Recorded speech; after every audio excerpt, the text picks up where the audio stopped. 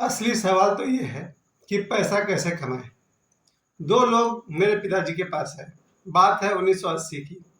दो लोग मेरे पिताजी के पास आए, कुछ काम लगा दीजिए। उस समय मेरे पिताजी कोई बहुत बड़ा अफसर तो थे नहीं, रेलवे में फीटर थे। तो कतरास में वो रहते थे उस समय। उन्होंने सोचा कि हम क्या कर सकते हैं, तो उनके पास अक्सर दो क्यों तीन लोग आए थे उनके पास। मुझे तीनों की पूरी जीवनी याद है। ये तीन लोग मेरे पिताजी के पास आए कि कुछ काम लगा दो, क्योंकि 1980 में भी यही समस्या थी कि पैसा कैसे कमाना। तीनों अपने अपने गांव से चले थे, वन बाय वन पिताजी के पास आए थे। एक साथ भी नहीं आए थे, अलग अलग करके आए थे। तो जो पहला इंसान था, खैर था नहीं, आज भी है। तो जो फर्स्ट आदमी जो मेरे पिताजी के पास आया, पिताजी ने उसको उन दिनों बीसीसीएल में ट्रॉली से लोग नीचे जाते थे, चाणक बोलते थे, चाणक से नीचे जाते थे, तो उसको मलकट्टा कहते थे लोग। आपने कालका फिल्म देखा होगा, काला पत्थर देखा होगा, उसमें दिखाया है। तो अचानक से वो लोग जमीन के भीतर जाते थे, फिर डोली में बैठ के जाना, कोयला काटना दिन भर। प्लास्टिक की टोपी पहनते थे, टॉर्च होता था, बैटरी कमर में बंधी होती थी, तो उनको मलकट्टा कहा जाता था। सुबह 8 बजे वो लोग अंडरग्राउंड होते थे, जमीन में उतरते थे अचानक से, और शाम को 5-6 बजे बाहर निकलते थे। सारा दिन उनको जमीन के भीतर रहना है। उस जमाने में जरूर बहुत कम पैसा मिलता होगा, मेरी उम्र तो 7 साल थी, मुझे ज़्यादा समझ है नहीं। तो वो आदमी अंडरग्राउंड में मलकट्टा वाला काम करने लगा।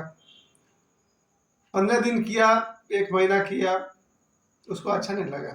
कहाँ गांव के खुले आसमान में रहने वाला, जमीन के भीतर रोज चले जाना सुबह 8 बजे और शाम को 6 बजे बाहर निकलना। जरा सोचिए क्या जिंदगी थी उसकी। तनख्वाह भी बहुत कम था, कोई परमानेंट नौकरी तो थी नहीं। तो उसने 1 महीना किया। और मुझे याद है, वो माथा पर टोपी पहनता था, प्लास्टिक का गम बूट, लोहा वाला जूता पहनता था, कोयला पैर पर न गिर जाए। तो उसका टोपी याद है, वो यहाँ पर टॉर्च था वो याद है, जूता पहनता था लोहा वाला, और हाफ पैंट पहनता था वो लोग। हाफ पैंट कमीज पहन के वो लोग रोज ड्यूटी जाना। फिर वो आदमी 1 महीने में थक गया, बोला हमसे नहीं होगा, ये काम हमसे नहीं होगा। तो पिताजी ने कहा फिर एक काम करते हैं, गाय खरीद देते हैं। और पिताजी ने एक गाय खरीद दिया। एक गाय का सेवा करना, उससे जो दूध निकलेगा उससे हम परिवार के लोग भी खाएंगे, और बाकी दूध को बेचना है। और उस जमाने में दूध पहुंचाना पड़ता था, आज ही पहुंचाना पड़ता है। बहुत अच्छा एक मजाक करते हैं मेरे दोस्त कि दारू दुकान में दारू पहुंचाना नहीं पड़ता है, लेकिन दूध वाले को दूध पहुंचाना पड़ता है। ये मजाक मुझे बहुत पसंद है कि दारू वाले को दारू पहुंचाना नहीं पड़ता है, लेकिन दूध वाले को दूध पहुंचाना पड़ता है। ऐसा मार्केटिंग है। फिर वो आदमी ने वो गाय खरीद ली और उसने गाय का सेवा करने लगा। थोड़ा बहुत कमाई होता था। वो भी संतुष्ट नहीं हुआ, बोला नहीं चलेगा। फिर वो गांव चला गया। अब आया दूसरा नौजवान। दूसरा नौजवान भी गांव से आया, मेरे पिताजी को बोला कुछ काम लगा दीजिए। गांव के लोग को लगता है कि कोई आदमी बाहर रहता है तो काम लगवा देगा। अब पिताजी ने कहा इसको कहाँ काम पे लगवाए, तो पिताजी का राशन जहां से आता था, उस राशन वाले से बात किए। मुझे वो आदमी राशन वाला याद है, गोरा सा आदमी था। और राशन वाले को पिताजी ने कहा कि देखो भाई, हमारा एक रिश्तेदार आए हुए हैं, उनको थोड़ा सा एक दुकान में रख लीजिए, तो कुछ काम भी सीख लेगा, 2 पैसे भी कमा लेगा। उसने कहा ठीक है, भेज दीजिए। अब वो जो दूसरा आदमी था, वो उस राशन दुकान में काम करने लगा और रहता था मेरे ही घर में। पहला आदमी जो आया था वो भी मेरे ही घर में रहता था और काम करता था। पहला आदमी चला गया गाँव, दूसरा आदमी आया। अब दूसरा आदमी जो है, राशन दुकान में राशन तोलने का काम उसको मिला, सुबह से लेकर के रात 9 बजे तक।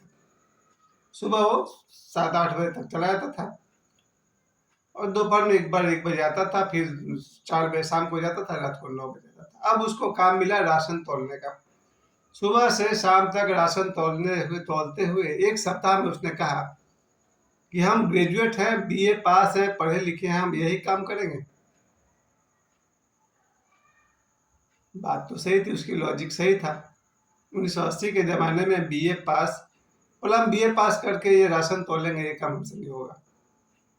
उसने वो काम छोड़ दिया, फिर गांव चला गया। अब आया तीसरा आदमी। बस 3 ही आदमी तक की मैं आपको बात बताऊंगा, फिर आप समझ जाएंगे पैसा कैसे कमाया था। तीसरा आदमी आया, उसने कहा कि काम लगा दीजिए हमको।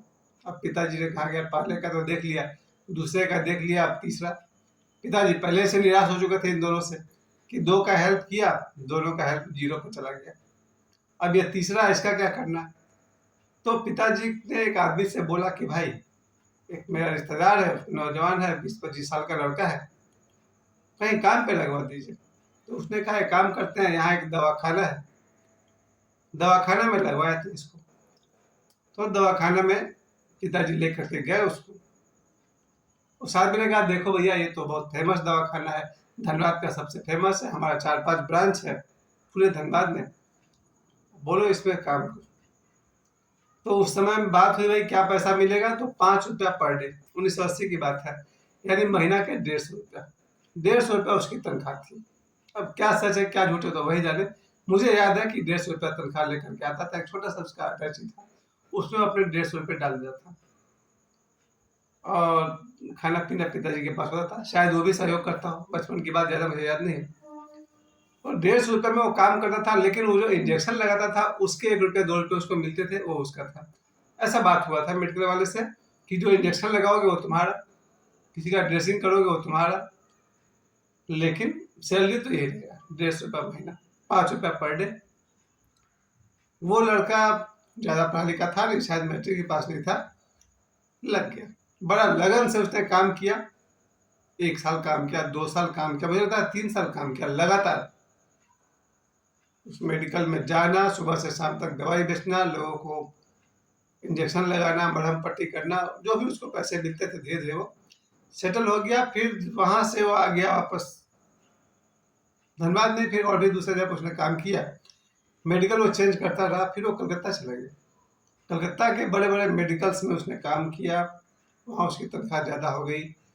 एक्टिव था मैंने है, पैसे कमाए, खूब पैसे कमाए। मुझसे आज से 22 साल पहले कहा था कि 3-4 लाख रुपया जमा किए हैं, 2003 की बात है, तब मेरी शादी हो रही थी। मेरी शादी में उसने कहा कि अब तक हम 3-4 लाख रुपया जमा किए हैं। सोचिए जो लड़का 150 रुपया महीना पर काम किया, वो हमसे कह रहा है 2003 में, 23 साल बाद, कि 3-4 लाख रुपया जमा किए। उसके बाद वो लगा रहा, 2003 के बाद से बिजनेस किया, और ऐसे करते करते आज वो वेल सेटल्ड है, अच्छा कमाता है, अच्छा कमा चुका है, वगैरह वगैरह। इन 3 लोगों को देख करके मुझे ये समझ में आई कि सिर्फ हेल्प कर देने से कोई आदमी कमा लेगा ऐसा जरूरी नहीं है। हेल्प करने वाला हेल्प करके अपने काम पे लग जाएगा। हमारा काम है उसको कैच करना, कैच किए तो ठीक, नहीं किए तो हमारी बदनसीबी। अब हम लोग, जब मैं खुद इस फील्ड में उतरा, जब मैं मुंबई जाना चाहता था, काबिलियत तो थी नहीं, न मैं सुनील दत्त की तरह घोड़े चला सकता था, और न मैं कोई काबिलियत थी नहीं। वहाँ गया, 10-15 साल बर्बाद किया, वापस आ गया। मुझे भी लोगों ने मदद किया, मेरे दोस्तों ने मदद किया, लेकिन कोई कितनी बार मदद करेगा। अगर आप में काबिलियत नहीं है तो बात खत्म करो, फिर वापस आ गया।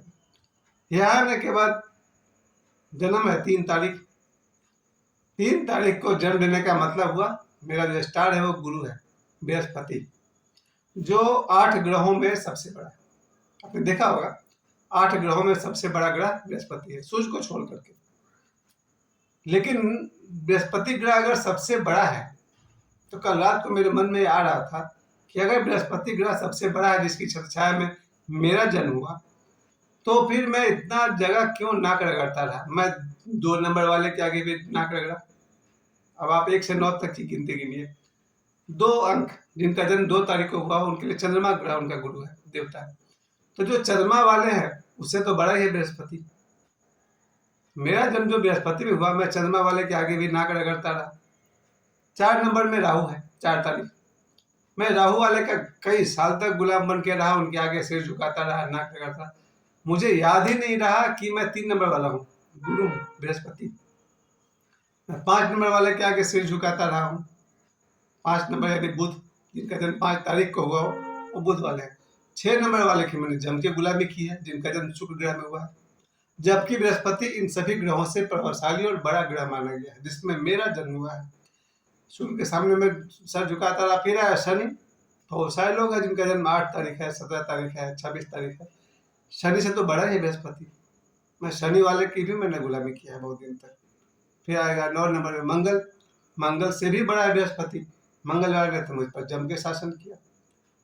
तो जरा सोचिए, मेरा जन्म 3 नंबर वाला है, और ये 3 नंबर वाला बाकी 7 ग्रहों से हार गया। सबके आगे नाक रगड़ता रहा हूँ, सिर झुकाता रहा हूँ, जबकि मेरा जन्म 3 तारीख को बृहस्पति ग्रह के अंदर, बृहस्पति ग्रह सबसे बड़ा ग्रह है। मुझे क्या करना चाहिए? हमसे बड़ा एक ही है, 1 नंबर वाला, जिसका जन्म 1 तारीख को, 10 तारीख को, 19 तारीख को और 28 तारीख को, वो है सूर्य वाले। सूर्य जो है वो बृहस्पति से 10 गुना बड़ा है, या शायद 1000 गुना बड़ा है, बहुत बड़ा है। आप लोग देख लीजिए गूगल में क्या है। सूर्य ही है जो बृहस्पति से बड़ा है। ज़्यादा से ज़्यादा मेरा सिर अगर झुकना चाहिए तो 1 नंबर वाले के सामने है। पैसे कैसे कमाएं? लगन से कमाइए। आज जो हम लोग काम कर रहे हैं माँ काली वाटिका में, जहाँ रेडीमेड हाउस भी अवेलेबल है और प्लॉट भी अवेलेबल है। दिन में मैं वीडियो डालते रहता हूँ।